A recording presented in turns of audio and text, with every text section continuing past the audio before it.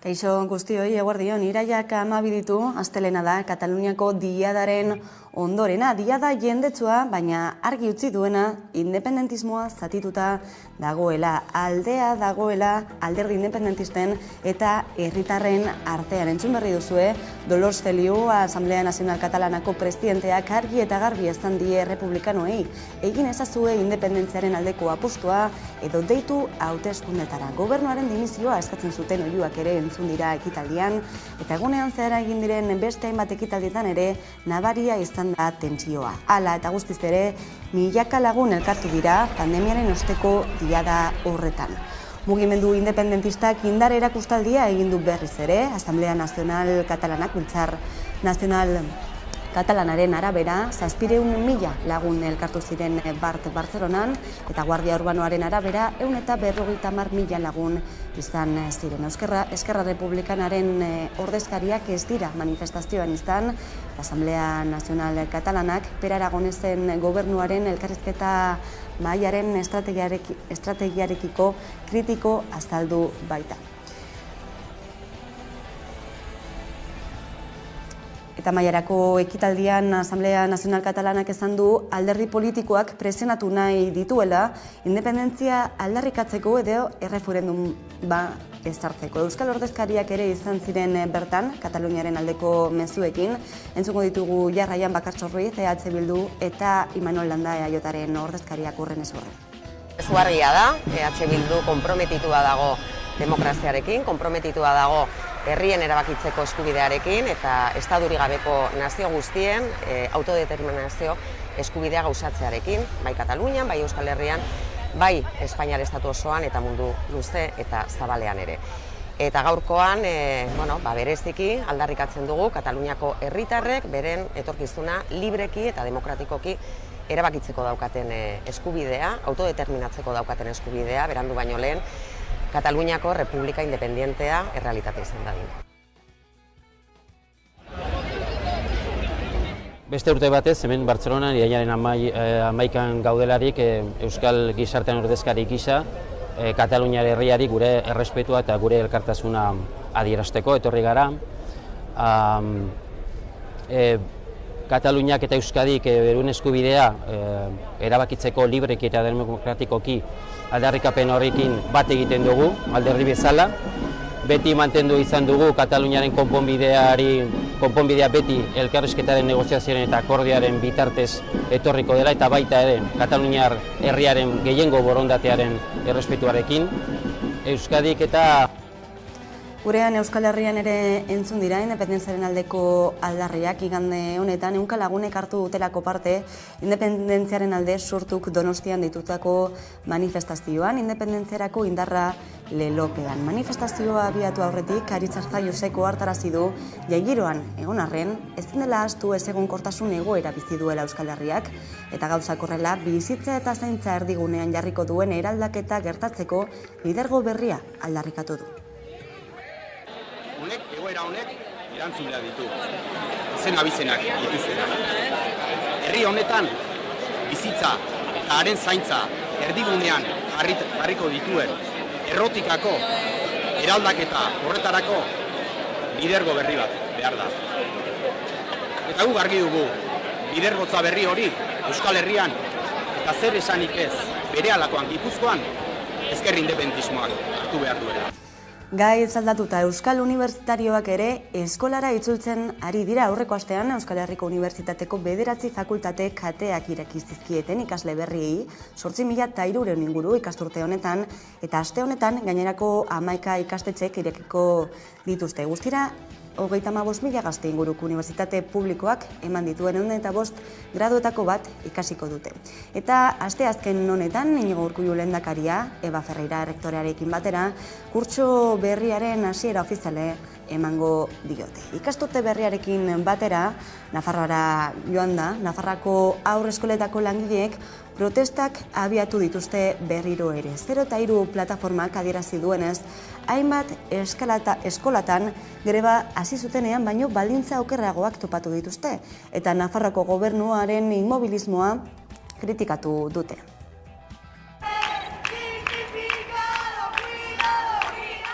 El helburu batzuekin gindoa zen, aurrekontu inguruan informazio bila eta ez genuen horrelakorik jaso, ez?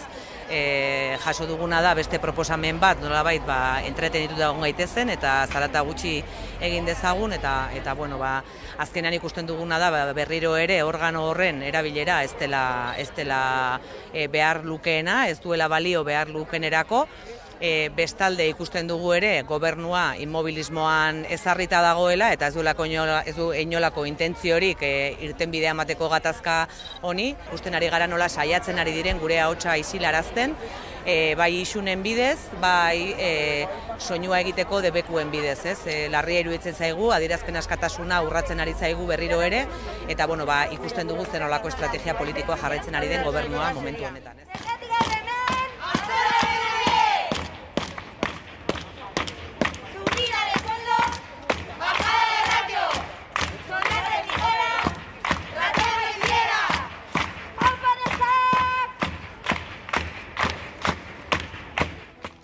Ekonomikoei helduta pentsioen erreformari buruzko negoziazioari ekin zaio berriro ere Madrilen. Gaurkoan gizarte segurantzako ministerioak bilera bat deitu du eragile sozial, sindikatu eta patronal nagusiekin. Eztabaida berriro ere irekitzea espero dute Hego Euskal Herriko pentsiodunek, hain zuzen pentsioak KPI errealaren arabera eguneratzeko eta bide horretan presioa egitea dute helburu. Gaur ere kalera atera dira astelehen legez eta Bilbora joango gara zuzenean, bertan dugulako Aiara de Urreta lankidea. Eguerdion, Aiara? Eguerdion. Esan bezala pentsiodunak entzuten ditugu hor urrunean, Bilboko udaletxearen parean, astelehen legez berriro ere eskatzeko ez da pentsio duinak eta KPI-aren araberako igoera hori. Bai, gainera gaurkoan, Bilbon joan den astean ari ziren mobilizazioak egiten gaurko egunean berriz, Donostian eta Gasteizen ere egin dira latzerak eta hemen Bilbon tarratzea egiten ari dira honetan izan ere pentsiodunek KPI itzultzea tuko dute udazkene eta inpen bilakara gainera gutxieneko zioa ezartzea pentsio Gaurko egunean gainatu duz gizarte segurantzako mundu iziaren maiaren bilera deitu eragile sozialak, sindikatuak eta nagusiak eta bertan sistemaren gehieneko kontratazioen oinarriren igoera eta erretiro kalkulatzeko zenbaketa izan dira eztabaida nagusia edo nola ere ministro horregi adiro Espainia publiko pentsaketaldia ez dela 25 eurora usatuko. Eta gaurko egun garrantzitsua baina 15ean ere zita oso garrantzitsua dute Hego Euskal Herriko Madrilen manifestazio egingo baitute bertan Espainiako gainontzeko pentsiodunekin batera eta Bizkaiko pentsio mugimenduko kideak adierazi duenez egun kongresuan bildutako sinaturak aurkeztuko dituzte. Egun hortan, aurkeztuko ditugu, jaso ditugun estatu mailan eta batez ere Euskal Herrian sinadurak. Non aipatzen dira aldarri horiek, gehi esanez pentsio pribatuen kontra gaudela.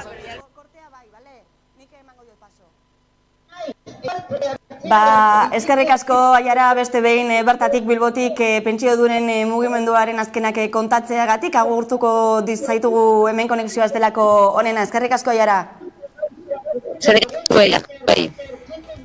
Bilbon bertan ere, jakin ezazue, Bilboko euskaltegiek datorren ikasturterako matrikula zabalik dutela dagoeneko, Aiara de Urreta beraiekin izan da, eta Koldo Narbaizak horrela azaldu du. Leloa hor daukagun euskerarekin erabez egingo dozu. Hau zein da, aurtengo leloa da. Urtero, iraila heltzen danean, Bilboko euskaltegiaz bat egiten dugu, eta egiten dugu matrikulazio kanpainatxo bat.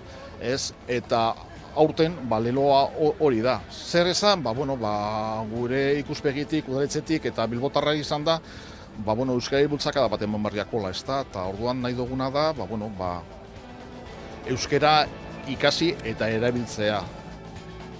Eta ekonomia gaiekin jarraituta, banaketa enpresetako eta kontsumitzaileen elkartetako arduradunekin bilduko dira gaur, Yolanda Díaz, Espainiar Lan eta Gizarte Ekonomia Ministroa eta Alberto Garzón Kontsumo Ministroa ere, erosketa zazkian oinarrizko elikagaien prezioa mugatzeko akordio bat bilatu nahiean. Díazek dagoeneko bere jarrera azaldu du gaiaren inguruan eta adierazi du banaketa handien eskatzen ari den oinarrizko produktuen erosketa zazkiak prezio izoztuekin astero aldatu beharko lukeela eta familientzat eskuragarri egon behar duela gabonak igaru arte gutxienez. Halaber, zeliakoentzako saski berezi bat eskaintzeko eskatu du baita ere.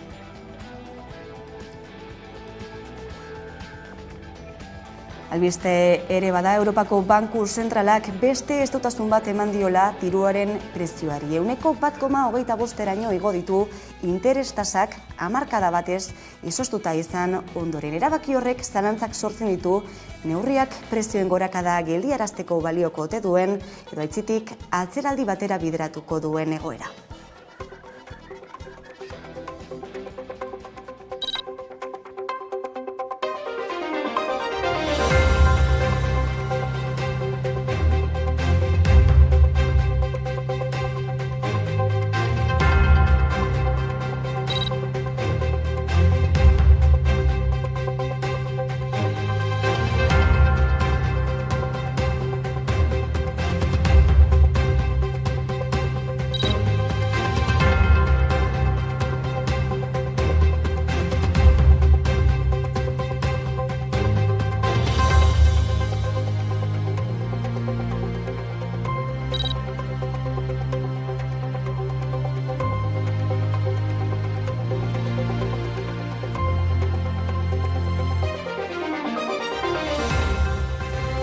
to our 2% medium-term target.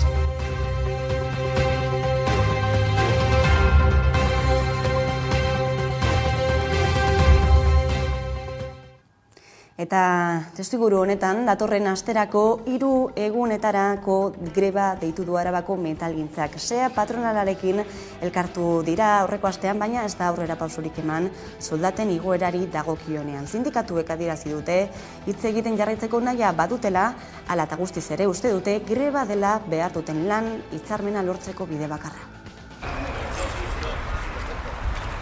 Arabako mahai negoziatzailea batu da, hala ere ez da aurrera pausorik egon, beraz, sindikatuek iragarri zutenez grebak eta mobilizazioak egongo dira.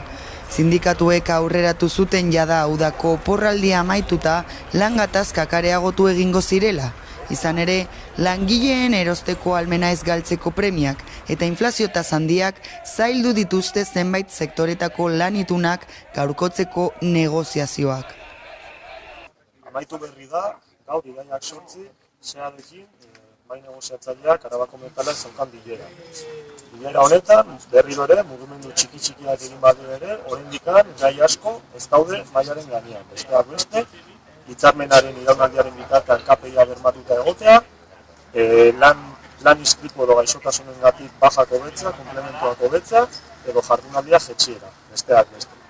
Hori dela eta, laben ustez, uste dugu jarraitu behar dugula, borrokarekin, eutsi behar diogula pultsuari, eta horretarako, datorren astelehenean, irailaren 12an, delegatuen asanblada burutuko dugu, eta ostean, gainontzeko intersindikaleko sindikatuekin batera, lakoaren aurrean mobilizazio bat burutuko dugu. Sindikatuen aburuz, SEAk negoziatzeko aukera galdu du eta gogorazi dute kainean patronalak bertan bera utzi zuela jarrita zuten hitzordua. Da, greba prestatu, greba egin eta patronalari erakutsi indarra daukagula. Sindikatuek adierazi dute hitz egiten jarraitzeko nahia dutela, hala ere, uste dute greba dela behar duten lan hitzarmena lortzeko bide bakarra. Hilaren 19an berriz elkartuko dira eta ezustekorik ez badago irailaren 21an, 22an eta 23an lanuzteak egingo dituzte Arabako metalgintzako langileek. Errausketaren aurkako mugimenduak eta hainbat talde ekologistek deituta gizakatea egin dute bart Donostiako Kontxako hondartzan, Zubietako errauste plantaren aurka. Bergaran hondakin industrialentzako erraustegia eraikitzeko proiektua ere gogor kritikatu dute eta birziklatzeko beharra azpimarratu dute. 2 urte dira Donostiako erraustegia martxan jarri zela eta ordutik zenbait arazo izan dira bertan. 3 aldiz errea transformadorea, pilatutako zaborretan sute bat izan da, 2 aldiz kutsatu dute bertatik pasatzen den arkaitzerreka eta gutxienez 96 aldiz itzali eta piztu dira labeak honek suposatzen duen kutsadura gaindosiarekin. Une honetan transformadorea hondatuta dago eta elektrizitaterik sortu gabe ari dira zaborrak erretzen. Ildo horretan ez da azalpenik eman erraustegiaren arduradun tekniko eta politikoen aldetik. Donostiako erraustegiaz gain Bergaran ere Balogrin enpresak Jaurlaritzaren eskutik hondakin industrialen erraustegi bat eraiki nahi du. Erraustegi honek urtean 582.000 tona gas, 90.000 tona ur kutsatu, 8.000 tona hondakin arreskutsu, metal astunak eta diosina sortuko dituela aurreikusten da. Araba, Bizkaia eta Gipuzkoako 7 paper fabriken hondakinak bertan errez.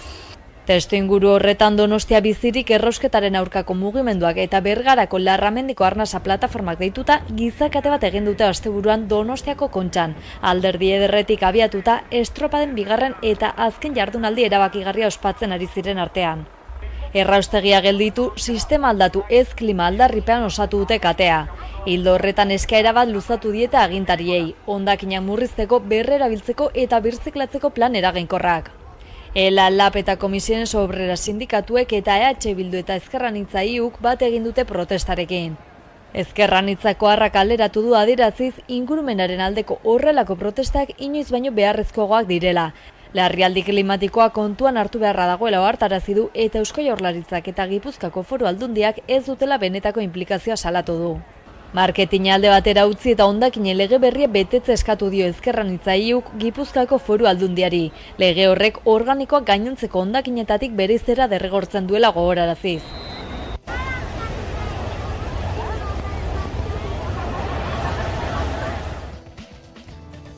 Eta klima aldaketa agenda politikoan eta sozialean txartatu den berberean egin du hirigintza eredua aldatzearen eztabaidak besteak beste kotxearen erabilera mugatzen duen hirigintza bultzatzen ari da. Bien bitartean nolakoa da Iruñeko Alde Zaharrean aparkatzea? Hamaika Telebistako Nafarroako lantaldea Iruñeko kaletara atera da herritarren iritziak jasotzeko.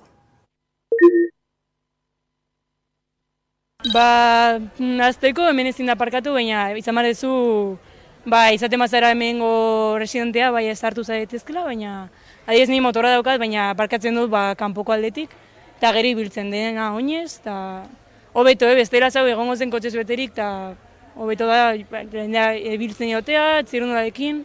Bino bakizu Alde Zahar guziek izaten dute arazoa, parkatzeko ez dutelako parkinik, ez da? Arazo komplexua da, bai Iruñean eta bai beste lekuetan. Mira, si por mí sería, no entraría ni un puto coche a Pamplona. Fíjate lo que te digo. Estos aparcamientos sobran todos. Infernu bat da parkatzea Alde Zaharrean. Nire gustatu, askotan esaten digute, eske astu behar dituzue kotxeak, zentroan bizi zaretenok, eta nik prest nago azteko kotxea, baino behar dugu kotxea, izan behar dugu kotxea, gaurko bizitzak eskatzen duelako, orduan, ni ahastuko naiz kotxeaz, baldin eta badaukat non ahastu kotxea, eta ez daukat, orduan, bilakatzen da, niretzat bilakatzen da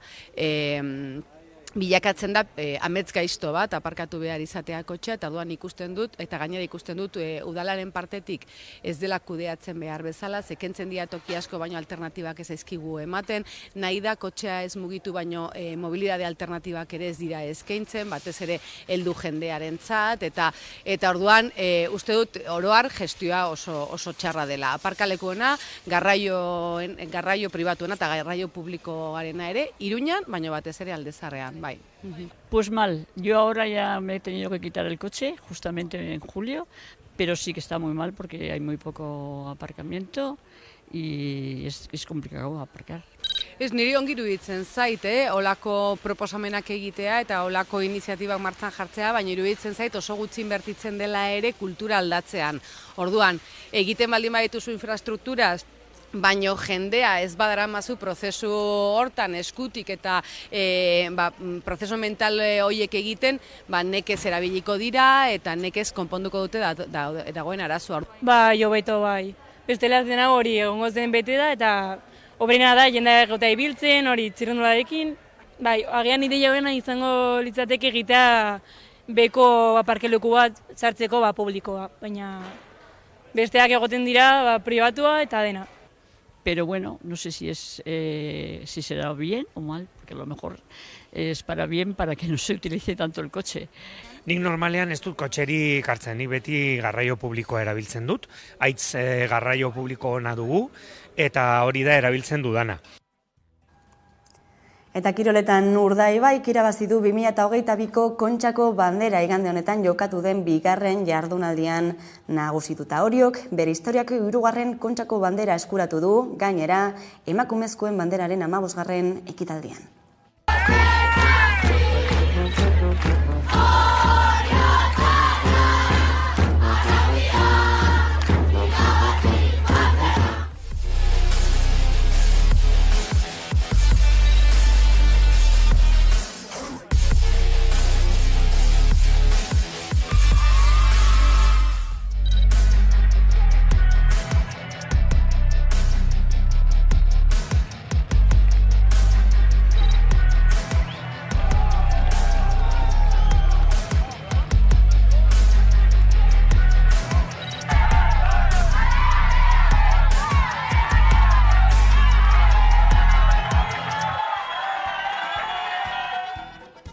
Kulturan Fermin Muguruza hilabete honetan itzuliko da pantaila handira, bere animaziozko film berriarekin Black is Beltza 2, Ainoa.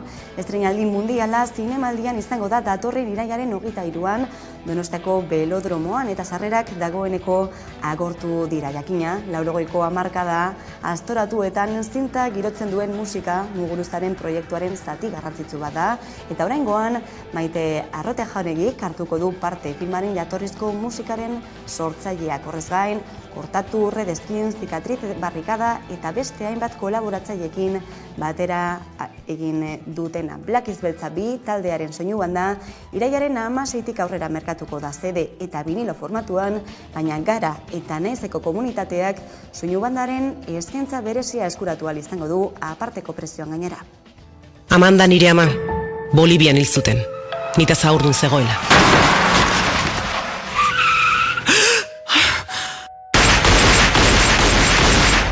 Manes nire aita, desagertaraz egin zuten Nikaraguan. Ai, Nicaragua, Nicaraguita, la flor más linda de mi querer.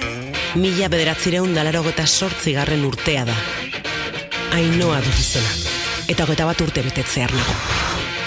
Garaia aldu da, egia jakiteko. Baita mendeku hartzeko ere.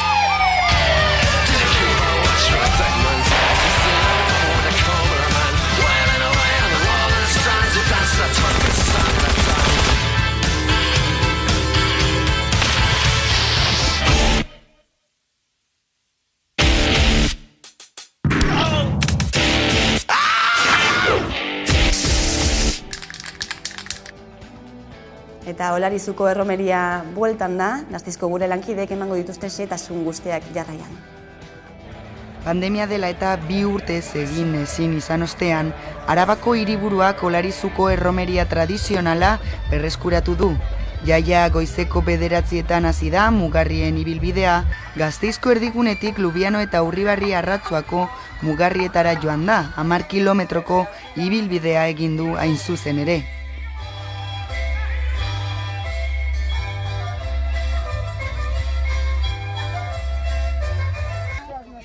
Eguerdiko ordu batean, babarrun jana izan da Olarizu zelaietan, boilurrek antolatuta, eta Arabako babarrun pintoak daztatzeko aukera izan dute.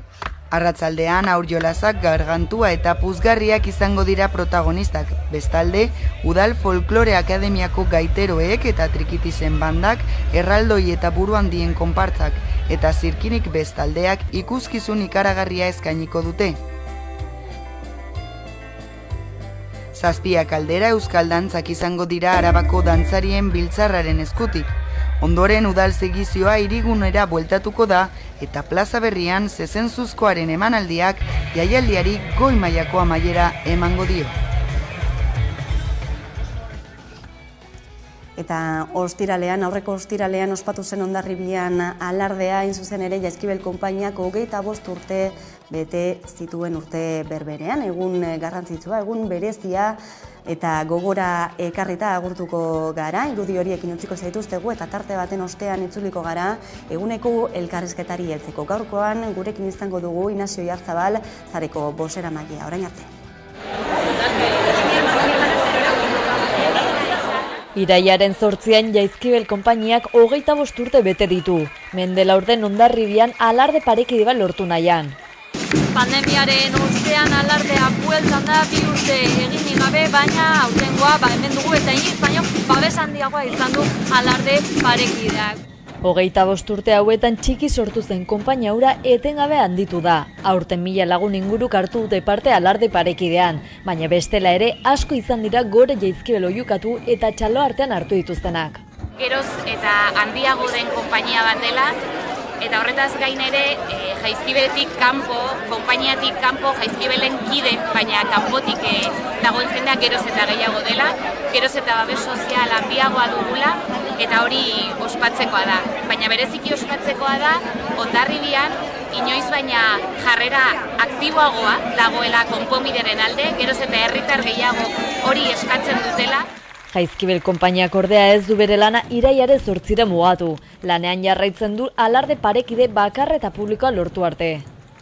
Aurtengo desfileak izan duen harrera ikusita eta herriak hala eskatuta Jaizkibeletik Hondarribiko udalarengana zuzendu dira beste behin.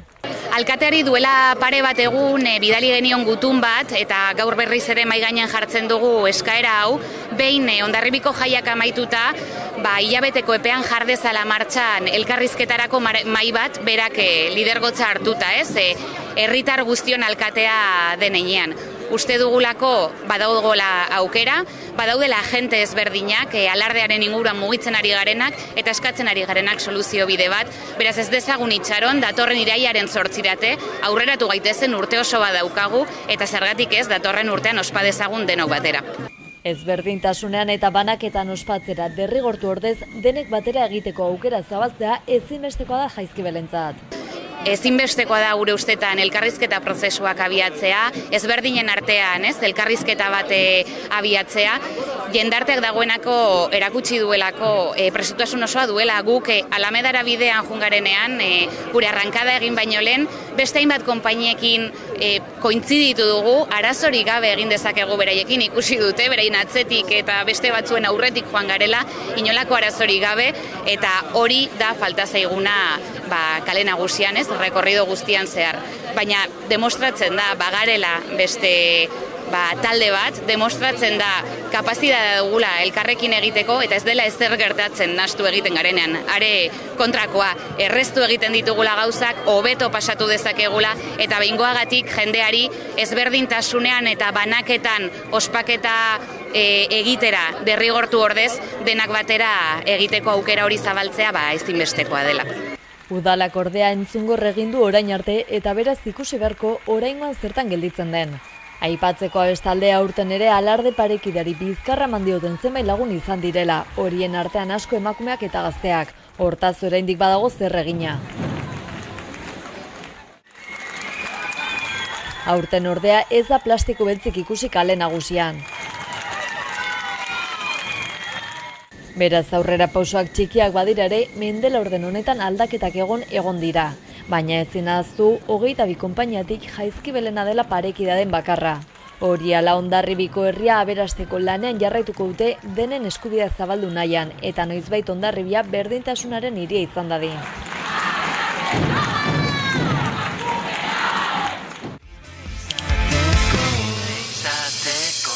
Euskal Herriko aktualitatea ikusteko eta jarraitzeko beste modu bat da Hamaika Telebista.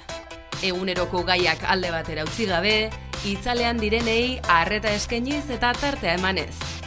Errealitatearen 11 alde ikuspuntu guztiak kontuan hartuta. Gertatutakoa, zuzenean eta eskura. Noiz nahi, edonon eta euskarri guztietan gainera.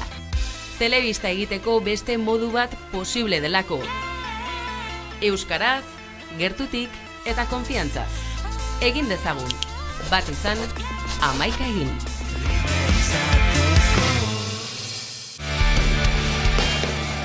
handiei, txikiei, zarrei, gaztei, 38 taila atzean utzi duzuen hoi, 38 taila boikoteatzen duzuen hoi, kalean zaudeten hoi, kalean ez zaudeten hoi, bienarioei, bitarrei, bietan jarrairi. Baina zertaz ari zera? Zertaz hitz egingo ote dizuegu gaur ez dago erraza, Zerbait kontatuko dizuegu. Sexua hitz egin behar dugu. Bueno, bale? Kenean hainbeste espero genuen gertakaria. Eta zein da? Pero hori, zein da? Zetzeatek gogoratzen? Gaur segunda. Asteazkena. Eta asteazkenetan? Kolpez, kolpe, bueltan da!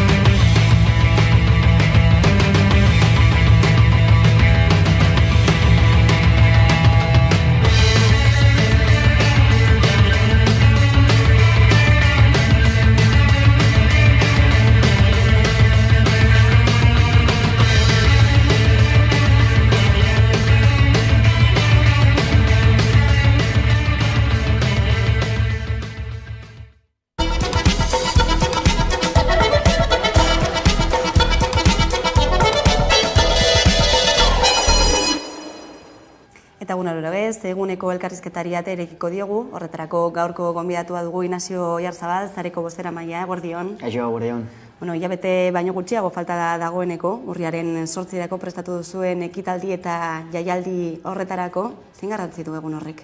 Bai, badula hilabete batzuk jarri genuen data, jende guztiak gordetzeko urriaren 8, urriaren 8, aldarrikapenerako eta jaierako egun bat antolatu degulako, nahi genulako egun horretan jende guztiak parte hartzea, azkenean, oraindik ikusteko ere bai, pertsonek bizi duten salbuespenezko espetxe politika hori amaitze bidean, bultzatzeko, erronka bat jarri genuen Euskal Herriak zituen biztanle kopuru kilometro egitearena, eta egun horretan ere erronka hori amaiera eman nahi diogu, denon artean egin ditugune kilometroen bide horri amaiera eman, eta azkenean, azkenengo denboretan ere, lortu diren pausoak eta ere balioan jarri, eta jaialdirako aukera ere eskaintzea, eta denok ere egun on batez gozatzeko aukera hori izateko. Azken hilabeteotan ere izan dituzue hitzorduak, mobilizazioak jaietan, esaterako Bilboko jaietan, Donosteko jaietan izan zarete mobilizatzen, zenolako balorazioa egiten duzue?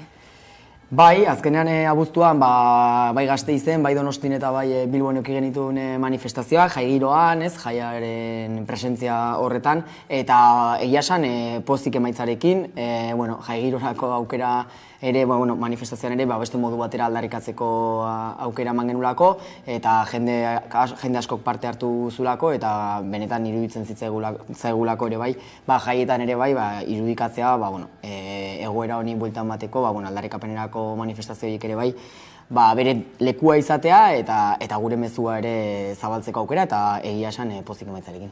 Gizartearen babesa nolakoa izaten ari da, mobilizazio guzti horietan?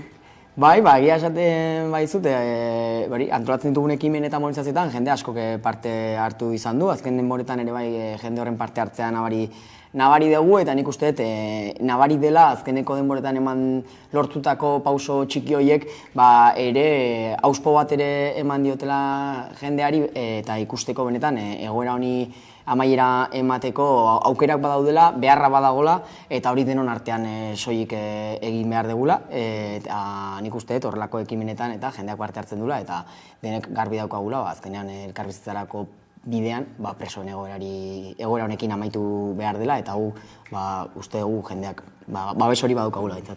Aurrera pausoak eman direla, aipatu duzu, behin baino gehiagotan, 2022 izango da urtea, maiera emango diona leku aldatzei. Espero dugu, azken hilabetetan eman dira Euskal Herriratzeak, egia da oraindik 36 bat preso geratzen dira Euskal Herriratzeko, baina, egindako bide hori edo lortutako garaipen txiki horiek ere garrantzitsuak dira, gainera denak lehen graduan ez dago presorik jada, ez dago isolamenduan inor ere ez, orduan, azkenean, pausoz pauso, azkenean prozesu hori martxan dagoela ikustea garrantzitsua da, eta batez ere garrantzitsua dena da bide hori egiten jarraitzea, prozesu horrek aurrera egitea, eta espero duguna da 2022 urte hau izatea, urrunketaren amaieraren urtea, eta behintzat beste egoera bat bizitzeko lehenengo urtea. Borondatea ikusten duzu horretarako? Bueno, bai, azkenean egia da gontzela geldialdi bat, apirila maiatza inguru hortan, eta hor, kezka sortu zela, baina bai ikusiana da, azkenean tantaka hori emateko autua hartuta daukatela Madrildikan, eta espero duguna da hori bukaeraraino edo amaieraraino ematea, eta falta diren presoak ere Euskal Herriratzea, guretzako oso garrantzitsua delako denak Euskal Herrian egotea, hori senide guztiak bizi izan duten sufrimendu horri amaiera emateko, eta behin eskumenak ere Gasteizen egon da, gainontzeko presoek bizi duten egoera normalizatu batera ere izateko pauso garrantzitsua delako. Espetxe eskumena aipatu duzula, lasterre beteko da urte bat leku aldatze horretatik, aldaketarik sumatu duzue horretan? Bai, azkenan ikusten dena da, edozein gestiorako, edozein erabakirako, bertan hartzea erabakiak asko errezten dula dena. Askoz gertuago bizi dute egoera, ezagutza askoz handiagoa dago, eta bai ikusten dena da alde horretatikan pauso garrantzitsua dela, eta perspektiba batekin lan egiteko aukerak badaudela, 3. graduak eman dira ere bai, 28 bat preso daude 3. graduan, da hori oso garrantzitsua iruditzen zaigu, azkenan horre erakusten dulako prozesu hori egin daitekela, legeak dioen gradu progresioen eta graduen ibilbide hori egitea guztiz normaltasun batez emateko aukerak badaudela, eta naiz eta oraindik asko dira baldintzak bete arren 3. graduan ez daudenak edo baldintzapeko askatasunan ez daudenak, bai uste dugu bide horretan lan bat egiten ari dela, eta espero duguna da nora bide horretan jarraitzea. Hori Euskal Autonomia Erkidegoari dagokionean behintzat, azken aldian ere kezkatuta mintzatu zarete, Nafarroako espetxearen egoera dela eta zuzendaritza aldaketa izan da, zein da egoera orain? Bai, egia da, azkenan EAeko kartzeletan bizi den egoera eta gradu progresiorako dagoen aukerak errezago edo behintzat egikaritu direla EAen, baina Nafarroako kasuan horrelako zailtasun eta oztopo asko daude, zuzendaritza aldaketarekin espero duguna borondate aldaketa bat egotea, nahiz eta zuzendaritza aparte hor kartzela barruan ere agintzen duten beste agente batzuk, baina bai, espero duguna da horri buelta ematea, eta azkenean esan bezala legearen bidea egiten ustea ere bai Nafarroako kartzelan dauden presoei, eta tamalez, eskumenak ere ez Nafarroaren esku egon da, Madriletikan erabakita, horrek ere azkenean oztopoa handi bat da, eta espero duguna da gainontzeko denboretan horri ere buelta eman izatea eta horre ere aldaketa bat ematea. Espetxe politika arrunta sartzeko bide horretan oraindik badira atal batzuk, lortzeke edo egiteke. Bide horretan aipatu duzu, urte honetan gradu aldaketekin eta baimenekin zailtasunak egoten ari direla, zer ari da gertatzen? Bai, azkenean legeak dioen bidea edo ibilbide horri ekin zioten presoik duela urte desente, baina oraindik etzaile bidea parez pare irekitzen, etengabe zango trabatzen den bide bat da. Baldintzak beteta ere bai ezezko edo aurkako erabakiak hartzen ari dira, 3. graduak eman da ere gradu regresioak ere eman dira, eta horrek daukan arriskuarekin. Sistematikoki egiten ari diren errekursoak sartzen dituzte Audientzia Nazionaleko Fiskaliatikan, eta jarrera horrekin azkenean beti iraganera begira, beti mendeku ikuspegi hortatikan zaila da aterabide egoki bat ematea, eta ikusten dena da badaudela oraindikan bai Audientzia Nazionaleko Fiskaliaren aldetik, baina baita ere da bide edo eta alderdi politiko batzuen gan badagoela oraindikan hori guztiz zango trabatzeko, egiten ez usteko eta nahi gaituztela etengabeko konfrontazio horretan iraganari begira, ez? Eta garbi daukaguna da borondatea baldin badago, bai autonomia erkideoki, zein Nafarrotikan aspaldi esan dela salbuespenezko espetxe politika presoentzako behin betiko amaitu behar dela, eta oztopoa jarri nahi dituztenen aurrean egokiena edo dagoen aukera bakarra da guztiok babes hori elkarrekin lan egitea, elkarrekin ez uztea edo elkarrekin aurrera egiteko elkar laguntzea, ez? Eta guk garbi daukagu adostasun hori oso zabala dela, eta espero duguna da gainontzeko garaietan ere bai, denok fronte zabal horretan edo denok ados gauden guztiok elkarrekin lan egitea oztopo horiek gainditzeko. Presoen hurbilketak aipatu ditugu, beste aspektu guztietan ere 2022. Urtearen balantzea nolakoa izaten ari da? Egia esan, presoei dagokienean urtea nahiko emankorra izan dela esango genuke.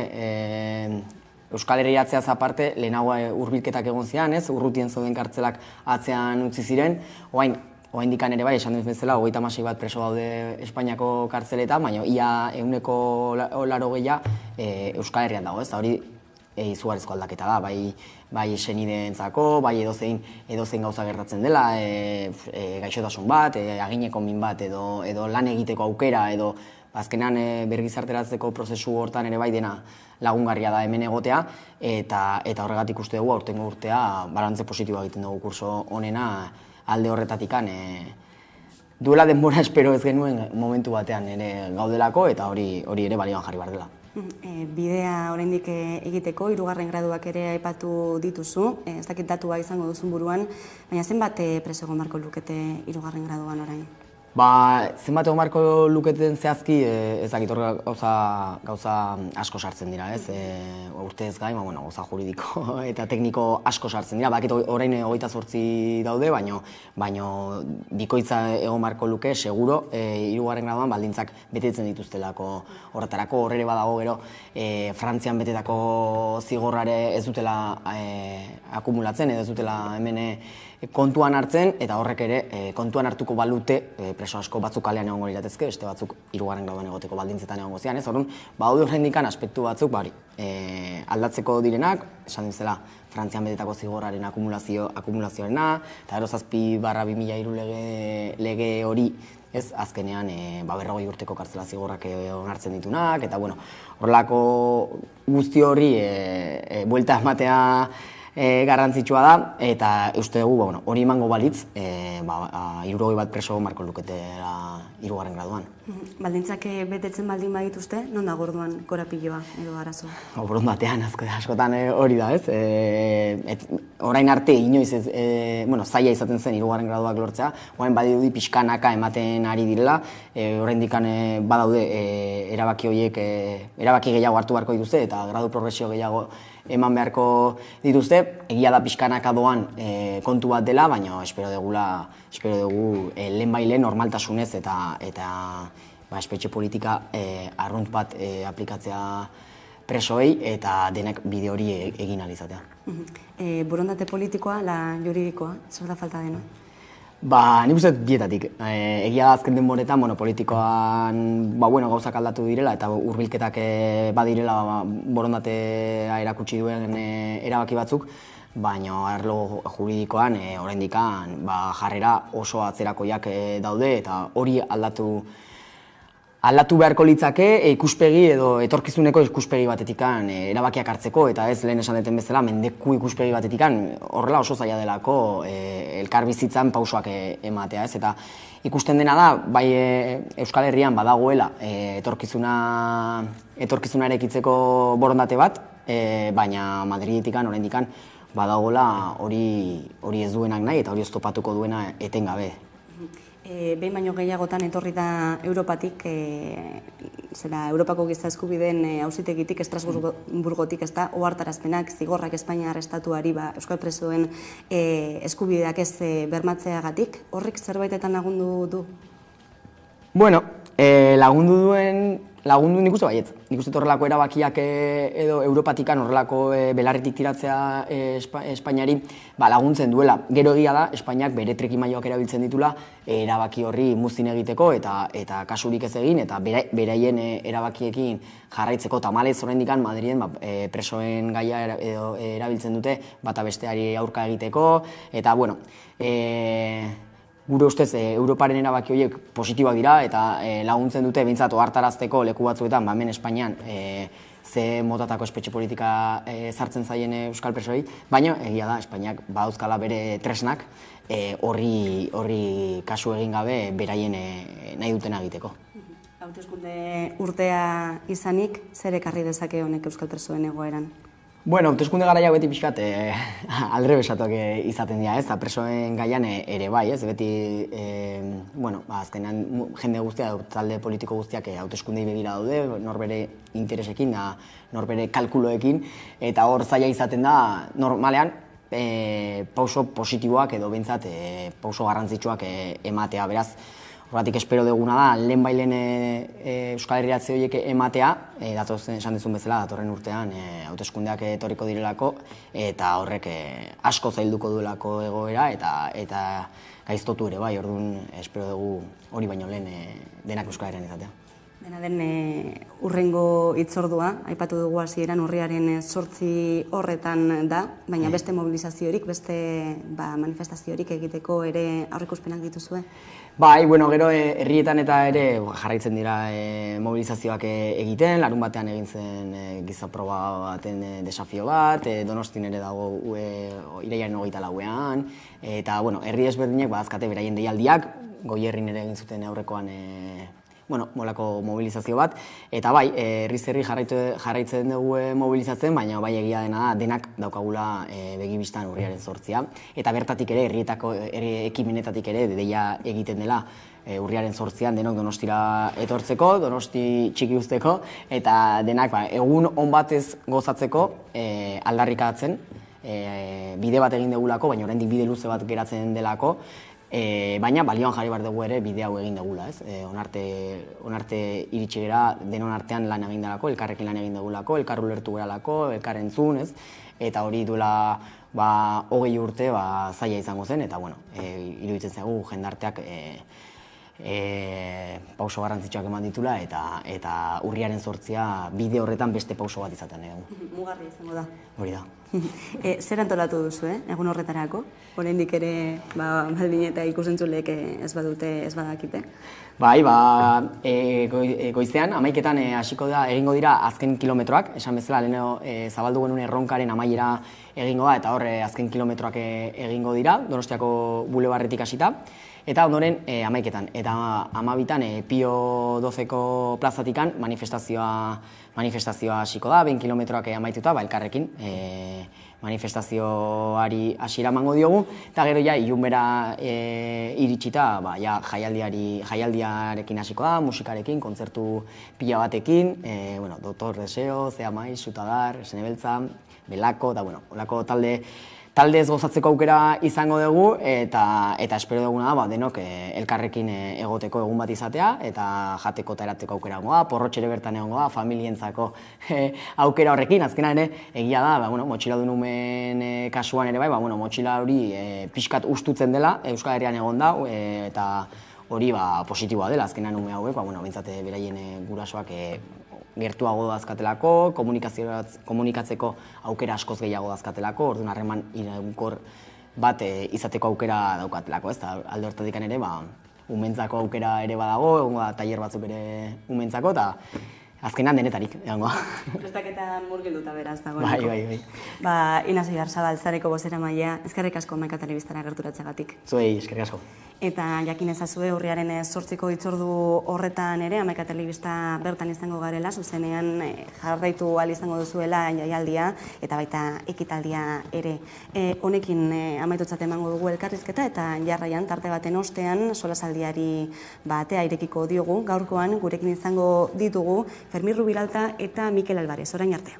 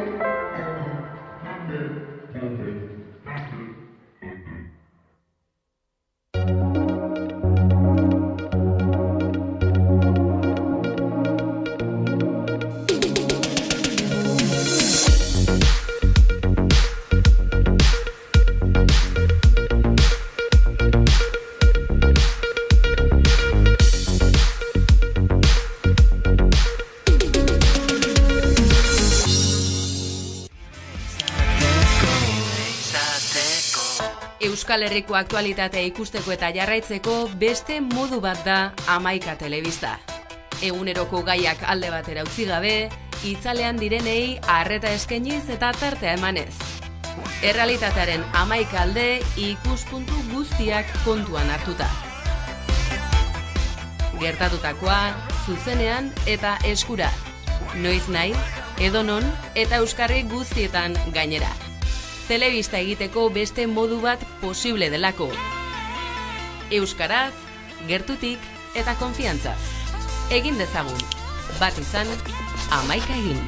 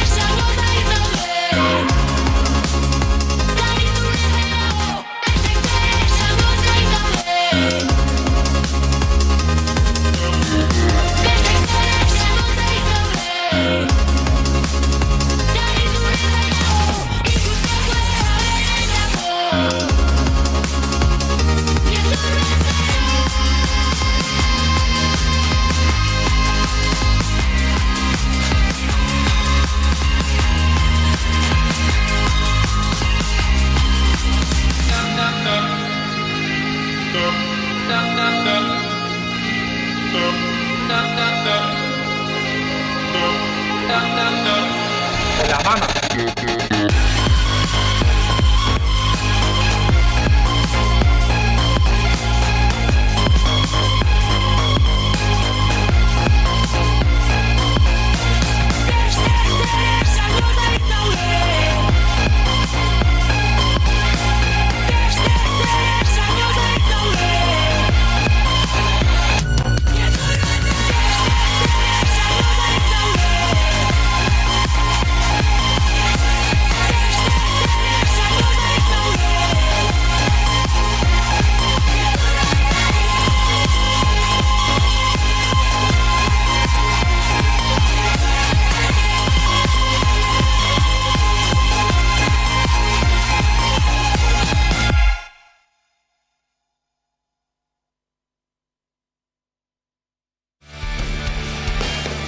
Handiei, txikiei, zarrei, gaztei, 38 taila atzean utzi duzuen hoi, 38 taila boikoteatzen duzuen hoi, kalean zaudeten hoi, kalean ez zaudeten hoi, bienarioei, bitarrei, bietan jarrairi. Baina zertaz ari zera? Zertaz hitz egingo ote dizuegu gaur ez dago erraza, Zerbait kontatuko dizuegu. Sexua hitz egin behar dugu. Sondo. Bueno, bale, Kenean hainbeste espero genuen gertakaria. Eta zein da? Pero hori, zein da? Zetzeate gogoratzen? Gaur segunda. Asteazkena? Eta asteazkenetan? kolpez kolpe, bueltan da!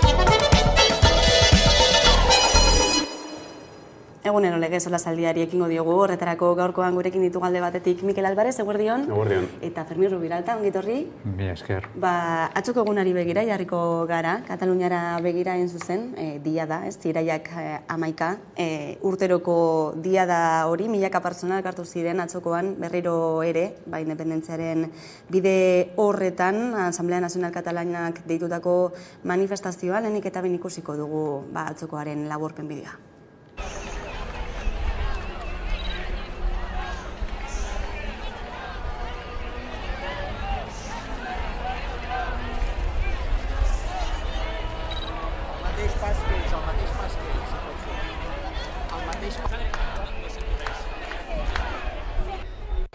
La majoria del Parlament, un 52%, es defineix com independentista.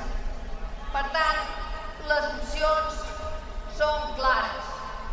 O feu la independència o convoqueu eleccions. O independència o eleccions.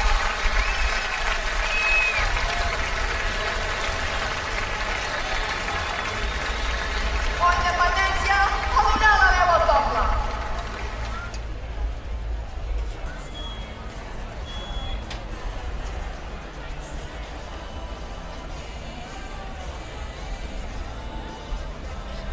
Kataluniak eta Euskadik beruen eskubidea erabakitzeko libreki eta demokratikoki aldarrikapen horrekin bat egiten dugu, alderdi bezala.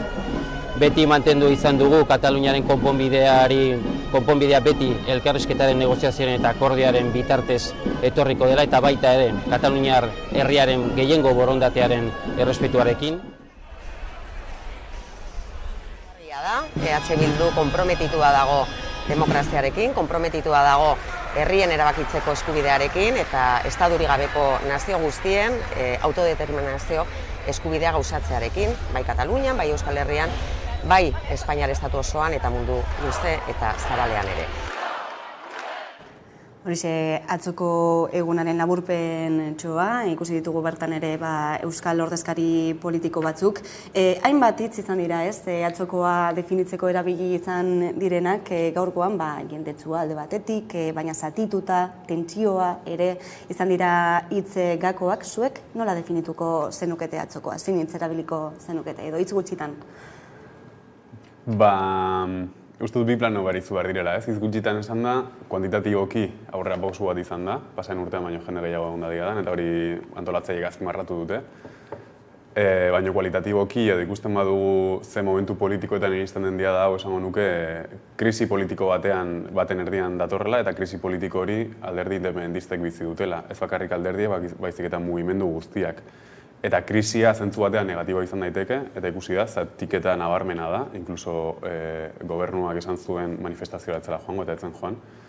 Baina ere krisi momentuak ere badira, nolabait, zure burua berrasmatzeko momentuak eta ikusita nazioartean irekiko den ez egonkortasun panorama eta estatuan hurrengo urtean ere hauteskundeak egon daitezkela, uste dut horrek aukera berriak ere iraki ditzakela Kataluniako aferari beste buelta bat emateko eta zehazki mugimendu independentistak ere erantzun berriak asmatzeko.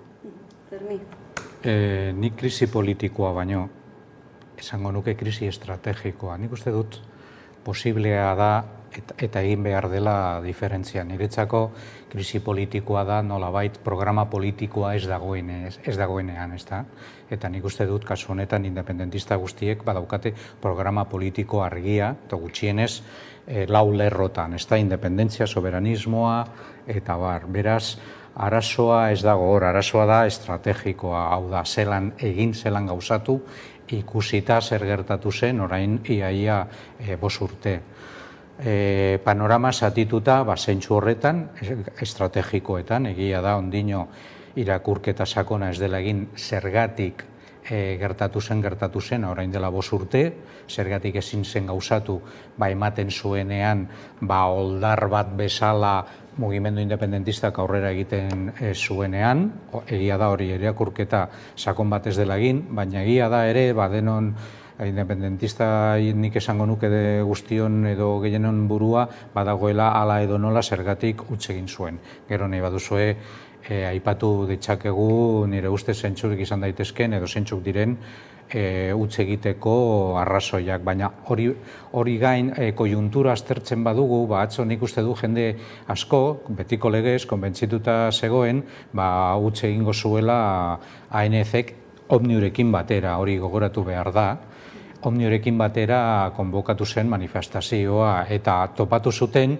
iazkoa, baino Mikelek azpimarratu duenez, baino txikiagoa izan da aurrekoa baino jendetsuagoa. Eta nik uste dut hor erakusten duela batzuek interesatuek eta intereserekin ikusi nahi ez duena da independentziarako bidea programa politikoa indarrean dagoela orain, jendea badakit zer egin nahi duen, ez dira gaur egun 5 urterekin konparatzen badugu Katalunian independentista gutxiago, aldatu eginda da jarrera krisi estrategiko hori dalata, baina nik uste dut atzo batez ere bide nolabaiteko bat apostatzen dutenak atera ziren berriro ere kalera, ze azken finean Kataluniako independentziaren motor handiena kalean dago.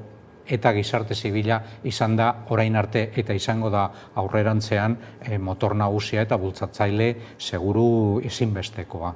Fermik esaten duenaren arira badirudi herritarren eta klase politikoaren artean arrakala badagoela gai honetan.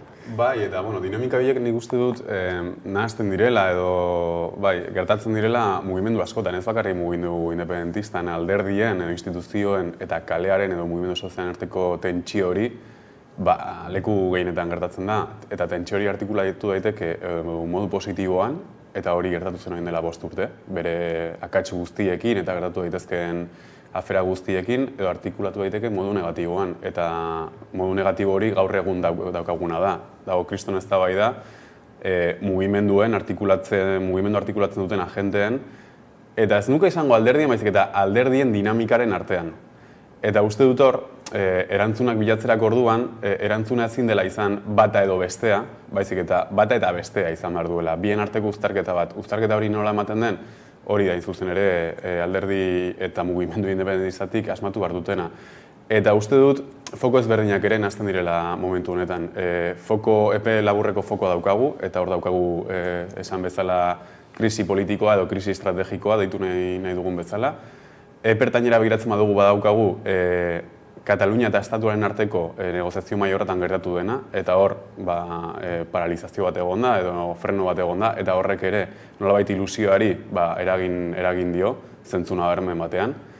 Eta epe luzera begiratzen badugu, eta uste dut horre ere fokoa jarri behar dela erantzunak ateratzen saiatzeko, badaukagu nolabait Espainiar Estatuaren izaera bera. Eta momentu honetan, Espainiar Estatuaren gobernantza sistema ezin daiteke ulertu Kataluniako protagonismori gabe. Eta horrek eragiten dio nik uste dut klabe garrantzitsu bati, eta da, badago nolabait Espainiako eskuinean noski, baina ezkerrean ere sektore bat pentsatu nahi duena Kataluniako afera edo arazoa bukatu dela. Eta hori ez da gertatu, atzo ikusi genuen nola mobilizazioak handitu diren, atzo ikusi genuen ere nola ilusioa berpizten ari den zentzu batean, eta krisi politiko bati, estatuaren krisi politiko edo instituzional bati buelta emateko Katalunian parte hartzea ezinbesteko izango da. Parte hartzea diot, edo gobernantza sistema horretan integratzen da, edo orain dela 5 urte bezala, Kataluniak erantzun propioak bilatuko ditu krisi horretatik ateratzeko. Baina nik uste dut, orain dela 5 urte nolabait piztu zuen, aldez aurretik piztu zuen prozesua, prozesu bat azken finean izan zen, baina ikusi genuena orain dela 5 urteko uholdea nolabait esateko, arrazoiak berdin jarraitzen dute, edo are ondino larriago. Ze nik uste dut, adibidez, normalean krisi horren kausak 3 motatakoak izan ziren, krisi ekonomikoak, krisi politikoak eta krisi instituzionalak alde batetik, estatutuaren bidearen agorpena, klase politikoa eta bide politikoa jorratzeko hori agortuta dagoela, eta krisi ekonomikoa argi dagoela mantentzen dela, eta hoiei gehitu zaizkio, zuk esan duzun bezala, beste krisia, krisi klimatikoa adibidez, ezinbesteko krisia. Eta gaur egun, Espainiak eskaintzen duen marko politiko, ekonomiko eta instituzionalak ez du eskaintzen irteerarik eta katalanek pentsatzen dute ez du eskaini nahi ere. Hori da nolabait argumentu handiena pentsatzeko hau ez dela bukatu baizik eta hala edo nola behin eta berriro historikoki agertu den bezala berriro ere agertuko da. Eta nik uste dut atzoko den manifestazioak zentsu horretan interpretatu daiteke. Krisiak edo pizteko arrazoiak mantendu dira edo are larriagoak direla. Beraz, topatzen denean posiblea baldin bada topatzea komuneko beste estrategia independentziarako, berriro ere uholdea estanda egingo duela, eta hala edo nola aurrera egingo duela. Eta hor kontuan izan behar dugu, momentu honetan Espainiako estatuan dugun gobernua, koiunturazko gobernua dela, pintzekin hartutako gobernua dela, eta egia da, PSOE eta Podemosek aurrera mandoko estrategia izozte estrategia bada, hau da, negoziazio mahai bat artikulatu, eta indar intermediak batzuk jarri dira behintzat negoziazio mahai horritara begira, baina kontuan hartzen baditugu. Urrengo hauteskundetan inkestek zer dioten, Espainiar estatuan, litekeena da, eskuineko eta ultraeskuineko gobernu bat izatea estatuan, hori litzateke hipotesirik posiblena, eta horrek, nolabait, piztuko luke berriro ere Katalunian ere independentziarako indarra. Eta Espainiako errealitate soziologikoa. Zuk esan duzun bezala, gaurko gobernua mantentzen da, benetan koktel horretan sartzen ez direnen laguntzari esker. Esan nahi dut, beraiek esaten dutenen eskuinetik nork laguntzen duela los terroristas y los separatistas, nolabaiteko islatzen dutena da, proiektu espainolista betikoa, hau da, Katalunia onartzen ez duenarena ez dago hor barne, beraz eta soziologikoki, hori da benetako Espainia, zorionez ola zoritxarrez. Estrategia talkaz hitz egiten ari garela, entzungo ditugu atzo Kataluniako ordezkari politikoek esandakoak gehiago irudikatzeko. Dic els apropaments amb el govern espanyol. Absolutament convençut i compromès amb que Catalunya tornarà a votar. Tornarà a votar el seu futur col·lectiu. Escoltaré la proposta, però per Junts per Catalunya el referèndum va ser l'1 d'octubre. Nosaltres ja vàrem votar l'1 d'octubre. Vàrem guanyar, vàrem votar el 21 de desembre, vàrem guanyar, vàrem votar el 14 de febrer, la majoria absoluta es va ampliar. No ens farà callar ningú. Un govern que està desenvolupant una agenda del reencuentro entre el govern català i el govern espanyol, precisament responent als interessos de la patronal. Horri tiraka ez da, entzun dugu Per Aragonez, Kataluniako gobernu presidenteak ez ez, Kataluniak berriro ere bozkatuko du, ez, eta Junts per Katekoak ez da, urriaren batean dagoeneko bozkatu genuen eta irabazi genuen, ez, zer gehiago behar da, ez, hori zeta pizka bat sentsazioa, ez, herritarren artean ere, hemendik. Aragonezek azpimarratzen duz, ezken finean, Esker Republikana zera azaldu zuenean horren aldeko jarrera zuela, pentsatzen zuelako, aldarrikatzen duelako, teorian dialogo horren bukaeran egon behar da ala edo nalako ez dakit referendum bat, inkesta edo nahi duzuen bezala egin. Horregaitik azpimarratzen duela, jakina. Orain artekoa ikusi dugu, ibilbide egon denean oso motza izan da, eta oso gauza kojunturala izateako, ez da.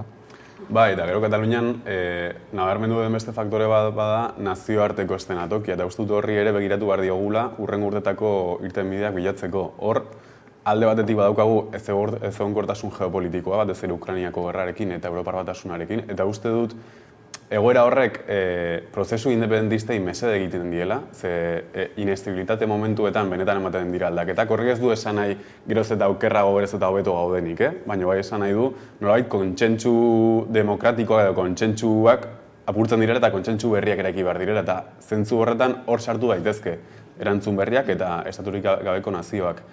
Eta gainera, eta uztartu azken egunetan pasa den gertakari batekin, badaukagu ere erresuma batuan eman daitekeen kasuistika guztia.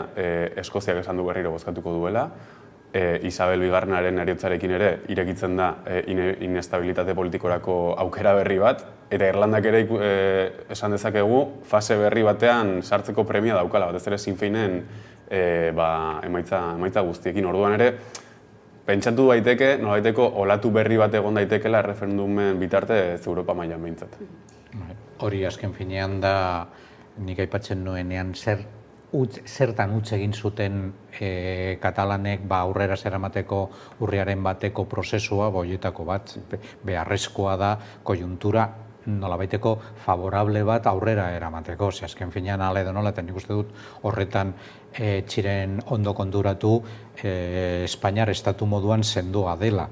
Eta ez da edozein gauzaren truke, eta ez da ahulduko momentu konjuntural konkretua, baldin ez bada, independentzia guztien historia beti esan du, beti izan dira momentu konjunturala krisi nolabaiteko nazioarteko krisiaren aurrean, ahultzeko estatuak, baina posible izaten dela. Eta Kataluniako gobernuari begira, zehazki, hauteskundeen atarian, eta orain artekoak ikusita, zen nolako zatiketa dagoen bi alderdien artean, ikusita investidura saioan, esan zutela, estrategia komun bat egingo zutela. Nik esango nuen, bi baino gehiago, hiru aktore daudela, ze hala edo nola kupere funtsezkoa da nagusitasuna lortzeko. Eta hiru ikuspegi ezberdin daudela. Eta nik esango nuke are gehiago, multzo bakoitzaren barnean ere kontradikzio ugari daudela. Esan nahi dut, adibide bat atzo, Eskerra Republikana teorian etzen arratsaldeko manifara joan, baina parte hartzaile bat izan zen Almela de Marreko alkatea, eta Almela de Marreko alkatea RC-koa da. Esan nahi dut gauza bat da, alderdiek, kupulek eta alderdien interes konkretuak zer diote eta gero militantzia hala edo nola joaten den. Juntsen barruan ere badago koktel polit bat, esan nahi dut, diferentzia handiak daudela. Badaude oso independentista sutsuak, baina badaude azken ordutako independentistak. Kontuz, azkenengo independentistak, lehen aipatu dugun moduan mikrofonotik kanpo, batxutan dira, presa asko edo gehiago daukatenak, perspektiba falta zaielako azken finean, eta kupeko kontradikzioak ere oso ugariak dira. Bestela, momentu honetan, kupek jasoko duela bi hoien krisia eta zenbakiak esaten dute momentuz gutxienez, ez duela jasotzen horren haserrearen emaitza are kontrakoa, ANC-ek nolabait proposatu zuenean nolabaiteko laugarren aukera bat zerrenda zibikoa egiteko behar hori horren azetze beharraren aurrean esaten duela. Nolabait ez dira sentitzen edo horren mesua ez dela sentitzen errepresentatuta gaur gobernuan dagoen politikarekin. Hori da apur bat arazoa, ez da? Bai, hori zen galdera pizka batean esteko buruak esaten zuen horrekin, ez, independentzia ala hauteskundeak, ez? Ikusiko da hemendik aurrera zen norabide hartzen duen guzti honek. Gezaldatuko dugu, gurera etorriko gara, eta euskal presoen inguruan ere hitz egingo dugu. Gaurkoan Inazio Oyarzabal, zareko bozeramailea izan dugulako gurekin, eta azaldu digulako, ez da? Azken urtean aurrera pauso batzuk eman direla, hurbilketekin batez ere, baina oraindik ere bidea egiteko dagoela, dena den hitzordu baiarri dute, urriaren 8irako ekitaldi berezia izan bidea ekimenaren amaiera izango dela, jaialdia eta ekitaldia, eta aurrera jarraitzeko indarrak emango dituena. Entzungo dugu Inazio momentu batean, Inazio Oyarzabal. Persoek bizi duten salbuespenezko espetxe politika hori amaitze bidean bultzatzeko erronka bat jarri genuen Euskal Herriak zituen biztanle kopuru kilometro egitearena, eta egun horretan ere erronka hori amaiera eman nahi diogu, denon artean egin ditugune kilometroen bide horri amaiera eman, eta azkenengo denboretan ere lortu diren pausoak eta ere balioan jarri, eta jaialdirako aukera ere eskaintzea, eta denok ere egun on batez gozatzeko aukera hori izateko. Horixe hitzordua, zuek nola ikusi duzue, nola ikusten ari zarete, ez? Ematen ari diren pausoak urte honetan, urruntze politikaren amaierarako bide horretan. Azkena izan zen duela pare bat aste, ez da? Beste 13 euskal preso leku aldatuko zituztela iragarri zutenean. eta dagoeneko 30 eta 40 artean daude oraindik Espainiar eta Frantziar artean. Nola ikusten duzue bidea? Lehenik eta bain, azpimarratzeko da presoen aldeko mugimenduak bere burua berrasmatzeko duen potentzial guztia, ze urteetan erakutsi duten manifestazioako mugimenduak ezberdinak izan daitezken, beti ere aldarri berdinarekin. Uste dut azkeneko urteetan aurrera pausu nabarmenak eman direla, batez ere hurbiltze politikan. Hala ere, benetako balantzea egin beharko da hurrengo urtean bukatzen da Espainiar gobernuaren legegintzaldia edo legislatura, eta hori ikusi beharko da ere konparatuz orain dela 4 urteko egora oraingoarekin zertan aurreratu den. Baina badaude oraindik ere gai pendiente batzuk, bai presoen aferan eta baita ere elkarbizitzaren aferan. Eta nik batez ere faltan botatzen dudana, momentu honetan bada, biktimen inguruko kontsentsu minimo bat. Ze uste dut horrek ere elkarbizitzarako pausuak eraikitzeko balio duela. Eta elkarbizitzarako pausu horiek eraikitzea ez du esan nahi guztiok berdin pentsatu behar dugunik, ze hori falazia bat litzateke, baina bai esan nahi du nolabait zentzu komun minimo bat eraiki behar dela aurrera bidean jarri nahi ditugun zutabeetan. Eta uste dut preseno eremuan hori gutxi gora bera eraiki dela, ez dugu esan duzu orain dela aste bat edo 2 aste 13 preso hurbildu direla, eta inkluso herri honetan ikusi dugu nola Consuelo Ordóñezek bizi duen guztiarekin ez dion horri uko egin, baizik eta onartu duen. Orduan uste dut eremu horretan zentzu batean, zentzu komun minimo bat eraiki dela, baina beste eremu batzuetan oraindik eraikitzeke dagoela, eta hori egin arte zaila izango da elkarbizitza bat bermatzea. Niri parkatu, baina interesatzen zait, jakina oso eztabaida interesgarria da, baina nik uste dut Kataluniarekin ere lotura handia duela presoen afera. Apur bat ja ikusita ez eguneroko kontuekin eta oso larriak dira presoen egoera jasan behar duten hori baita legez kanpo ere, legaldiak kanpo daudela, baina hori apur bat fokoak aldenduta ere, argi dagoela hemen ondino ez dugu bukatu aurreko ziklo politikoa. Eta eskatzen duena aldaketa lehenengoa da Ezker Abertzaleak behar duela aurreko ziklo politikoa itxi, zabaldu ahal izateko, Kataluniak nolabaiteko eredua edo bidea zabaldu zuena. Eta horretarako ezinbestekoa itxi aurreko esaten duen moduan ziklo politikoa. Eta horretarako, fase horretako preso guztiak relatoa eta dana itxita egon behar da. Baina badaude, beste aldetik, arrazoi politiko batez ere hori existeko. Ze iztea aurreko ziklo politikoa, esan nahi du ondo dakiten bezala, zabaltzea ziklo politiko berria. Eta ziklo politiko berria esan nahi du, mota honetako aldarrikapen berriak, hori nolabait aukera inklusiboak, aztertu zergatik denontzako independentziaren bidean eta soberanismoa da gauza progresista, eta ez soilik progresista, baizik eta ezinbestekoa denon ongizatea hobetzeko eta dala. Ikuspuntu horretatik, alde batetik, batzuek oso interesa handia dute horri pega jartzeko eta aurrera egin ez dezan, eta beste batzuek aldiz presa dute izteko. Horregatik ulertu behar da argi eta garbi zergatik gaur egun Ezker Abertzaleak duen politika lagunduz nolabait sustengatzeko bai PSOE eta bai Podemoseko gobernua. Beraz, horiek badakite bukatzen denean horrelako eskaintza buka daiteke ere komuneko urratsak ikusi behar dugu momentu horretan zer gertatzen den.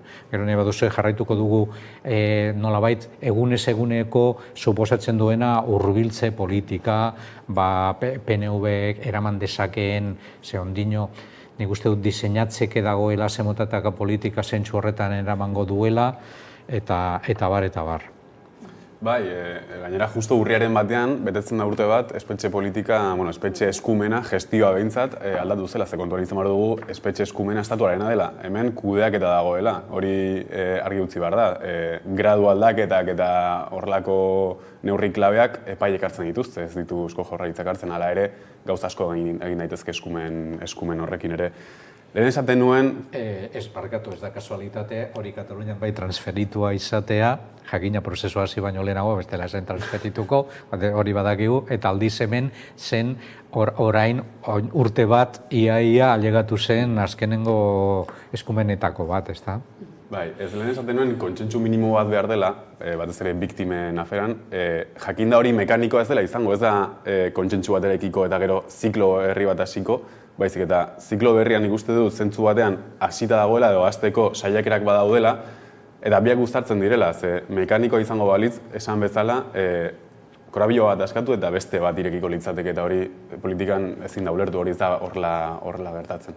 Gerora ere bultatuko gara berriro ere sola saldira, baina agurtuko dugu, pantaiaren beste aldean badugulako Garbine Biurrun, Euskal Autonomia Erkidegoko auzitegi nagusiko epailea da, magistratua baita ere, eta Euskal presoei buruz galdetuko diogu, baina beste hainbat gairi buruz ere bai. Ongi etorri, Garbine? Eskerrik asko. Ez, lehenik eta bain Euskal presoen egoerari markatu, oin bai? Bai. Esaten nuen Euskal presoei buruz galdetu nahiko genizukela, aldaketarik sumatu alduzun justiziaren aldetik, bat tratamenduan edo urrunketan dagokionean?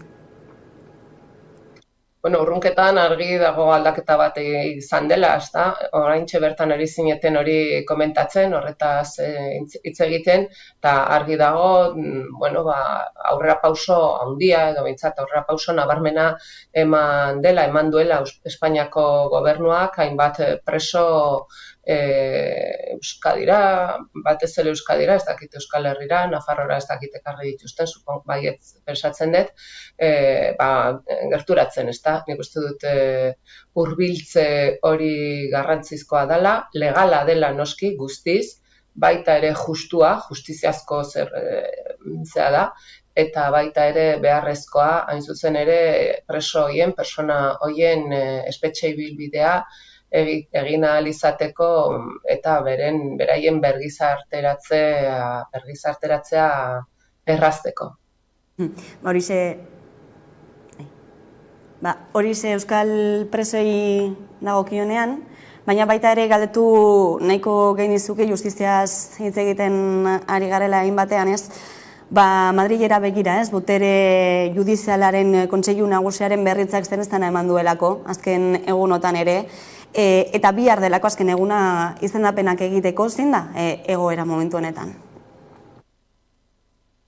Egoera nahiko nahasia dago, denok dakigun bezala, argi dago, horrela dirudi behintzat biharko aginte judizialeko kontseilu nagusiak ez duela horrelako erabakirik hartuko, ez dituela izendatuko berari dagozkion konstituzio auzitegiko bi kide horiek, eta, beraz, atzeratu egingo da izendapen horiek, eta besterik ez dut nik ikusten komentatzeko.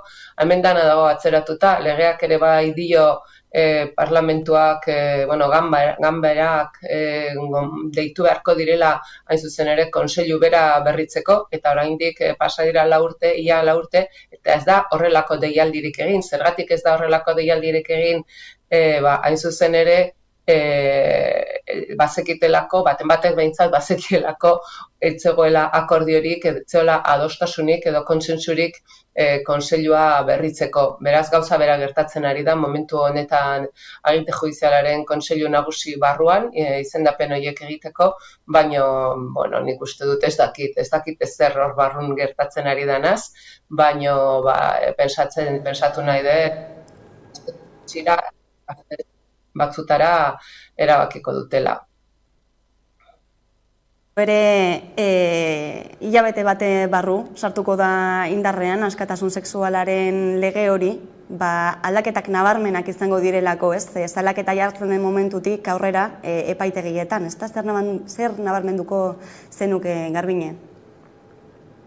Alde batetik ibilbide judiziala bera nik uste dut askoz ere askoz ere gehiago errespetatuko duela emakumea, errespetatuko duela salaketa jarri duena, biktima hain zuzen ere, eta lagunduko zaiola bitarteko gehiago jarriko direla bide horretan, bide judizial zail horretan, bilbide errezagoa, atseginagoa, xamurragoa egin ahal izateko. Eta nik uste dut bestela bestalde zai egon behar dugula, epaileek nola interpretatzen duten, aldaketa sakonak daude, batez ere kode penalean, hor aldatzen da delitu hauen eraso sexual delituen definizioa, baita zigorrak ere bai, eta ikusiko dugu hori guztia nola interpretatzen den. Badi jarraituko dugu gai honetara ere Garbiñe Bihurrun, eskerrik asko gaurkoan gure galderak erantzuteagatik. Zuei, ondo izan. Horrengo. Solasaldiarekin jarraituko dugu, Garbiñe Bihurrun epai eta magistratuari galdetu diogu zertan nabari duen agerikoa da, baina bertatik epaitegien eremutik eta esaten zuen, legeak dioena betetzen ari dela pizkanaka, horixe da, azkenean mugina. Bai, hor badago legeak diona eta beste batetik badaukagu ere Espainiar estatuan botere judizialak jokatzen duen paper guztia. Eta ez bakarrik presona aferan, baizik eta estatuko boteren egituraketan ere botere judizialak orain arte jokatu duena, baina azken aldian ere agertoki politikoan hartu duen papera, eta hori ikusi dezakegu nola eskuinen eta ultraeskuinaren menpe dagoen guztiz orduan. Egia da, gobernuaren aldetik pausu batzuk eman direla, nahikoak ez direla, baina pausu batzuk eman direla, baina azkenean azkeneko katebegia epaitegietan ere badagoela, eta hori konpondu arte, horri buelta eman arte, zaila izango dela. Eta ikusita ere Kontseilu Judizialaren egoera nola dagoen, ikusita ere Europak ere Espainiar estatuari esan diola hori berritu behar duela, izoztuta bezala egon daiteke eta inkluso gobernu aldaketarekin hurren urtean gertatzen bada, atzera pausuak ere nabarmenak izan daitezke, ez kontuan hartu behar dugu, egoera hau ez dela gonkorra izango, honek ere atzera buelta izan dezakela. Hemendik aurrerako ez da dena aurrera izango, baizik eta hor ere tinko jokatu beharko dela, orain arte lortutako eskubide horiek edo behintzak legeak diona betetzeko. Horixe da kezka nagusietako bat, hemendik aurrera ez, eta hauteskunde zikloari begira, etor daitezken aldaketen aurrean, zer gertatuko da, eta hor bartzen du garrantzia Ferminek lehen gomentzatzen zuena, Euskal Alderdi politikoen erantzukizuna. Uste dut Espainiako estatuaren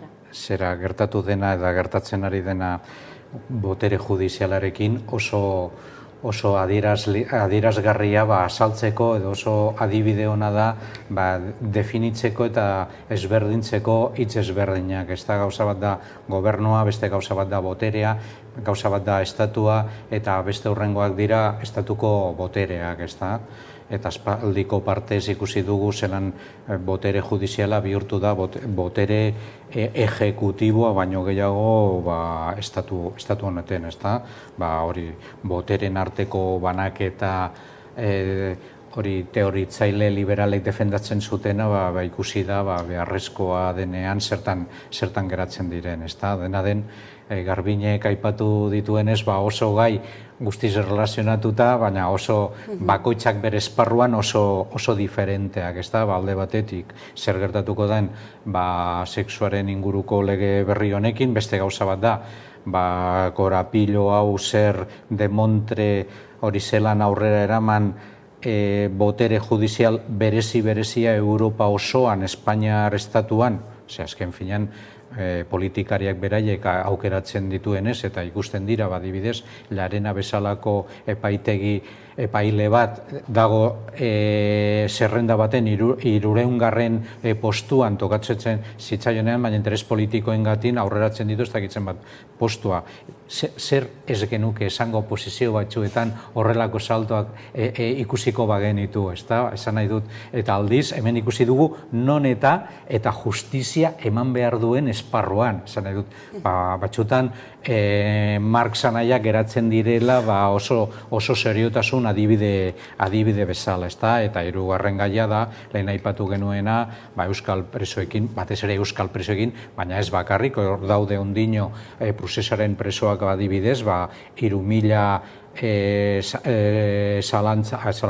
salaketa daude hor ondino epaitzeko, eta horrek ere badu bere garrantzia zorionez, epaiketa guztiak ez dira pasako instantzia berezi horietatik, baina eta hori gertzen da botere judizialean diferentzia handia, zentzuk dira kupulako komite horiek askoz politizatuagoak direla eta aldiz beste epaitegiak askoz nolabait esateko normalagoak dira eta bere bidea jarraitzen dutela, ez da hor diferentzia itzela da.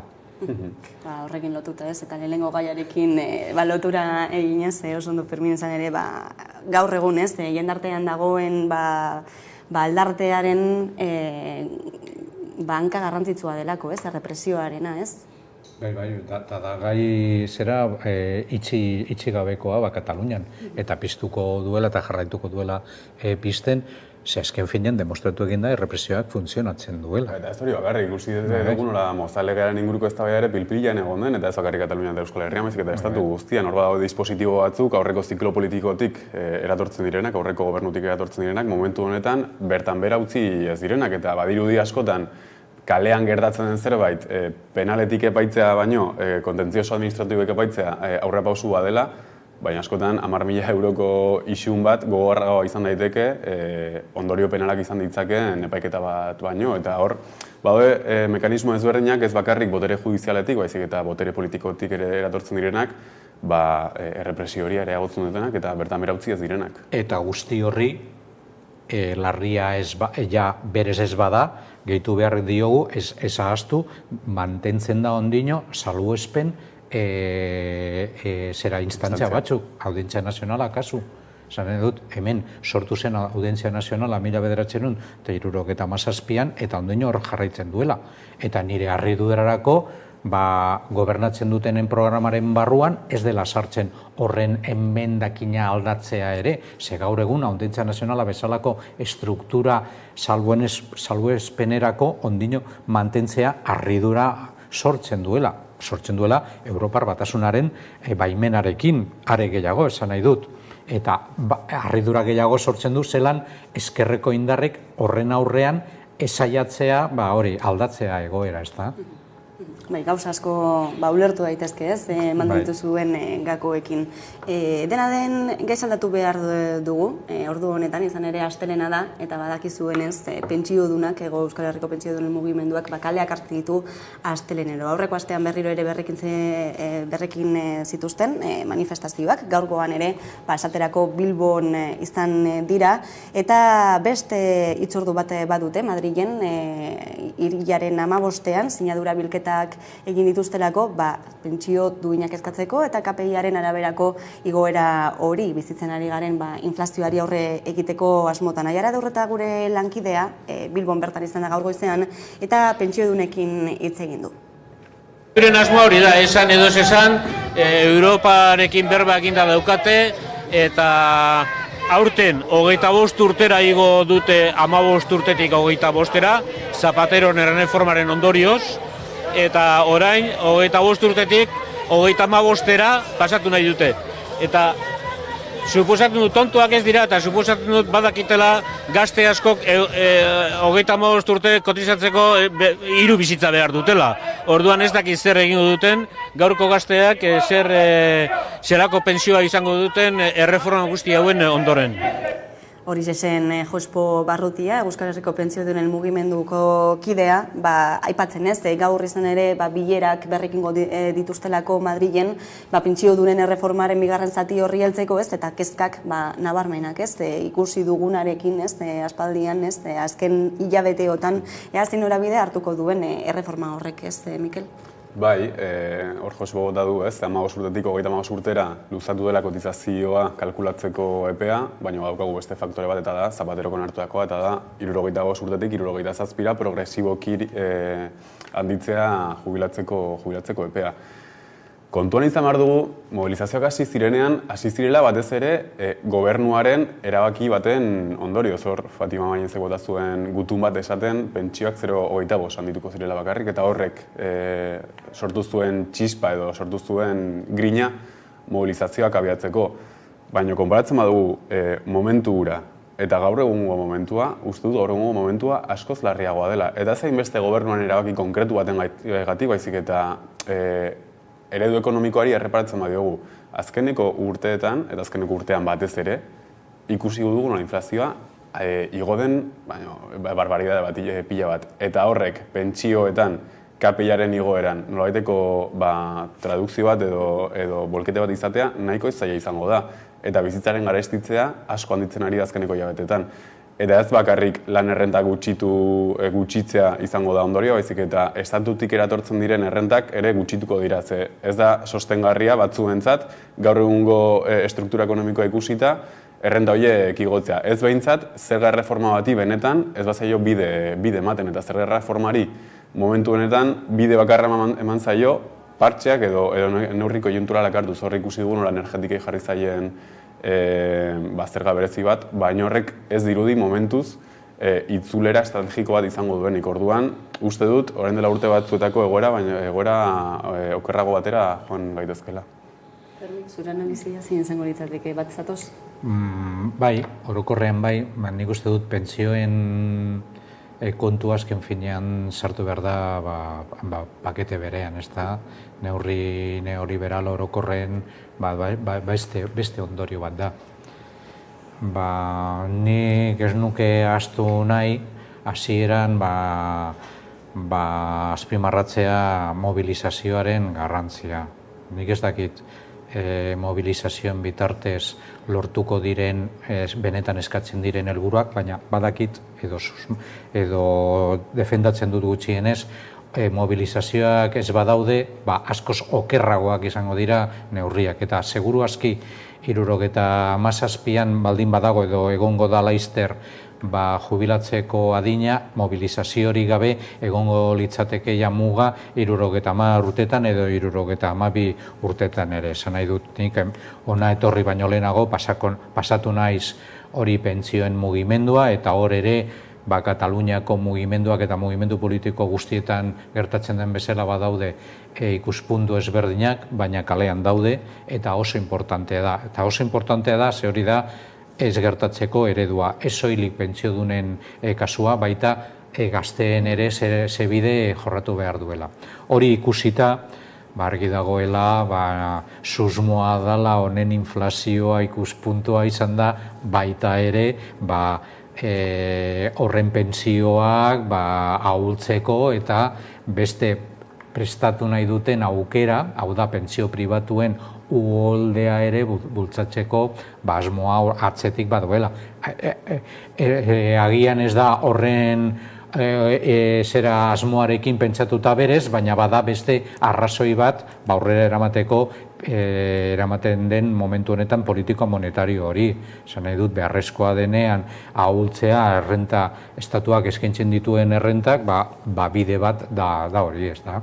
Azken finean, elektrikarien kontuak eta hori esango dut barregarria dela negarez egiteko momentu honetan, ez da.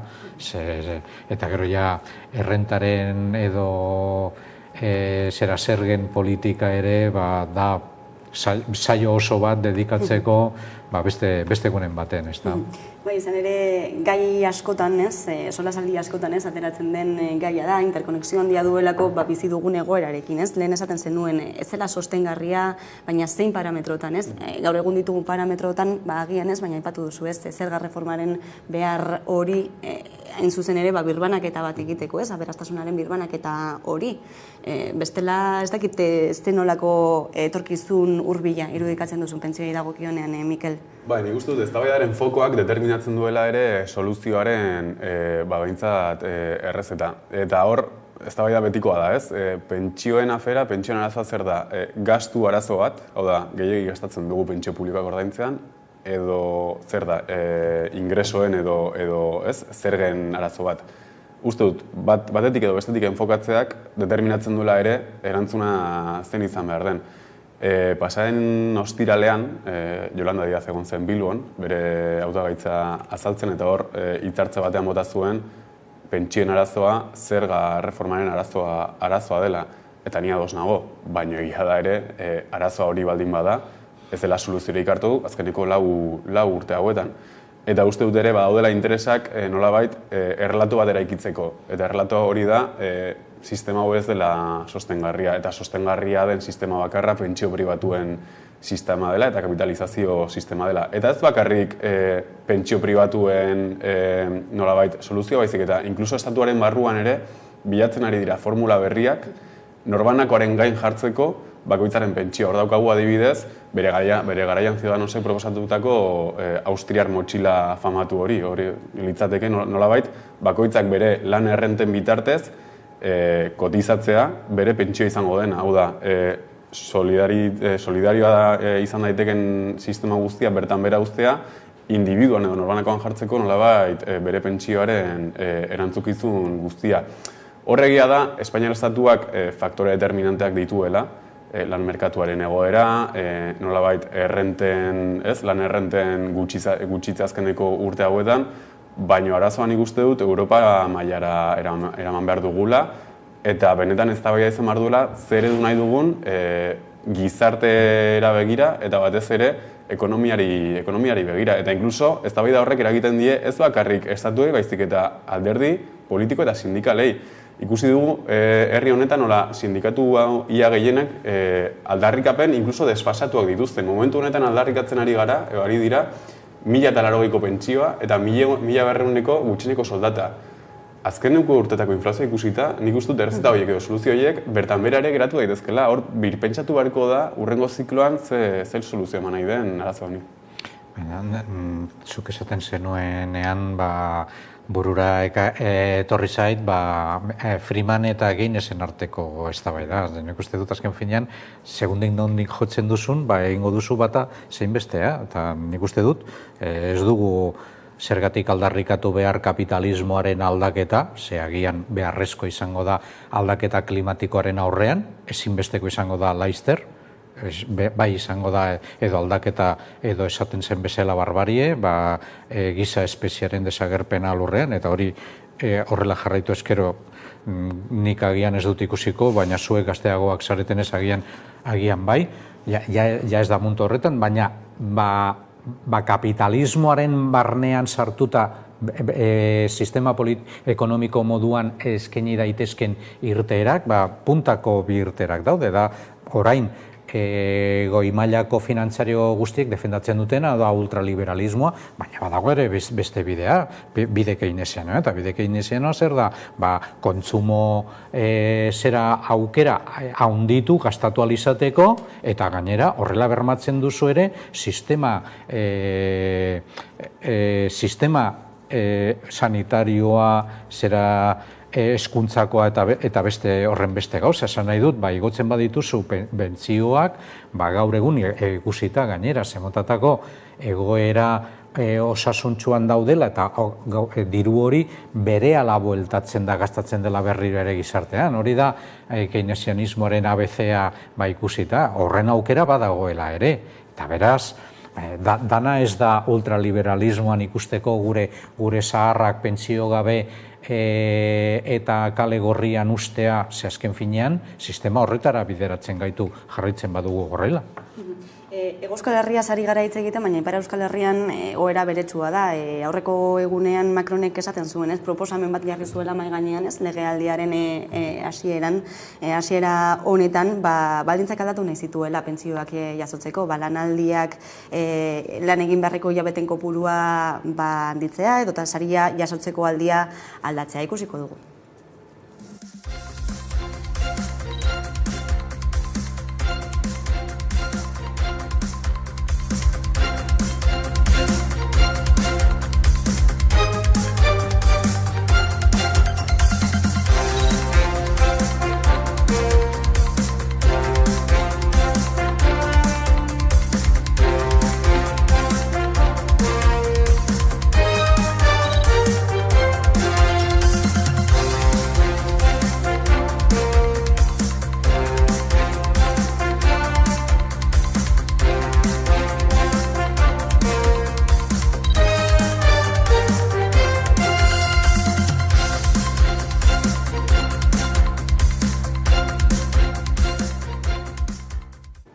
Bata eta bestearekin paralelismoak ikusten ditugu, ez? Pizka bat eta solasaldia amaiera ematen joateko, azken bai. Bazirudien Macronek hartuko zuela, ez, aurpegi sozialago bat ikusita Mélenchonen emaitzak zeintzuk izan ziren Frantzian, eta bazirudien ere, bestelako bide bat ekingo ziola, Sarkozyk bere garaian esan zuen, kapitalismoa ere bukatuko zela. Baina ikusi dugu ezetz. Azkenean, doktrina ortodoxo neoliberal horrek pisu handia daukala.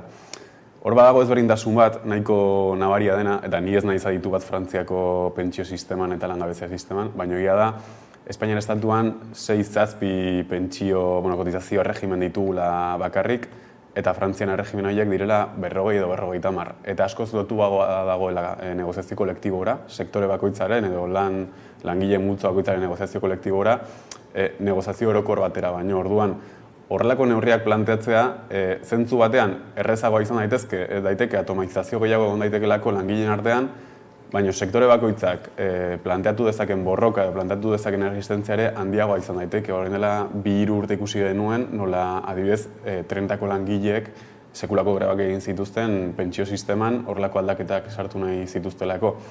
Orduan ere ikusi beharko da neurri hauek planteatzen badira behintzat, zer erantzun egon daiteken, ez bakarrik sindikatuetatik, baizik eta beste bi agente garrantzitsuetatik alde batetik txaleko horiak izan ziren mugimendu berritzaile horietatik, baina baita ere Frantzian egon daiteken ezker berri horretatik, azkeneko hauteskundeetan ikusi genuen nola ezkerrak emaitza nahiko onak lortu zituen, eta ikusi beharko da ere horrek jarrai biderik izango duen etorkizunean. Hemen utzi behar dugu, Fermi, barkatu. Hemen utziko dugu gorko solasaldia. Ezkerrik asko, benetan beste behin gurekin itzatagatik Mikel Alvarez eta Fermi Rubiralta, eta jarraian eguneko albiste nagusiak izango dituzte Karolina Suárez lankidaren eskutik. Ondo izan.